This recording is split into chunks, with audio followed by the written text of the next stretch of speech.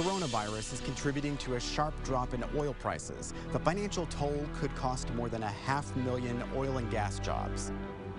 A lot of those jobs are right here in Texas. The problem? There's too much supply and demand is free-falling. Our Washington reporter Anna Wernicke spoke with industry leaders about why they're turning to the federal government for help now.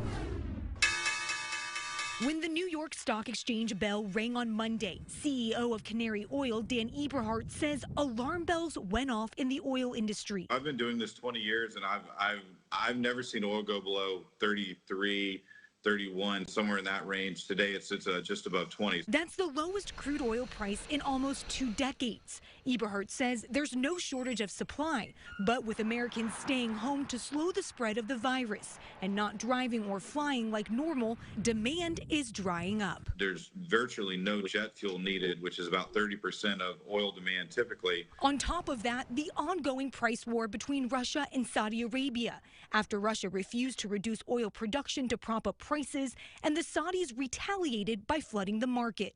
The White House says President Trump is talking with Russian President Vladimir Putin to try and ease the tensions abroad. During a call on Monday, the two presidents agreed that stabilizing the world's energy market is in everyone's best interest.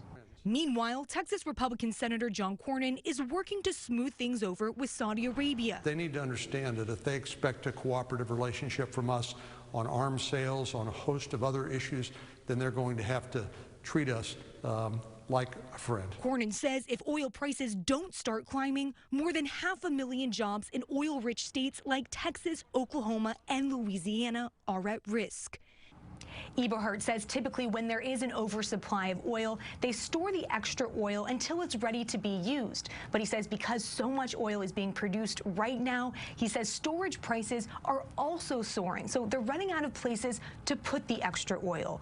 For State of Texas, in Washington, I'm Anna Wernicke. Thanks, Anna. Drivers are seeing the effects of low oil prices at the gas pump. AAA reports the nationwide average for a gallon of regular gas is as low as it's been in 4 years. Here in Texas, it dropped below $1.70 per gallon. You'll find the lowest prices in North Texas. The average in Childress County is $1.23 per gallon. West Texas has the most expensive gas. You'll pay more than $2.70 a gallon in Upton County.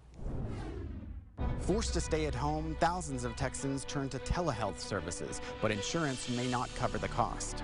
The insurance company is telling you, because you can't see your provider in person, we're not paying for it. Yes, exactly. They're only willing to pay for in-person visits. Why some of the state's most well-known insurance companies refuse to pay for telehealth therapy until our investigators started asking questions.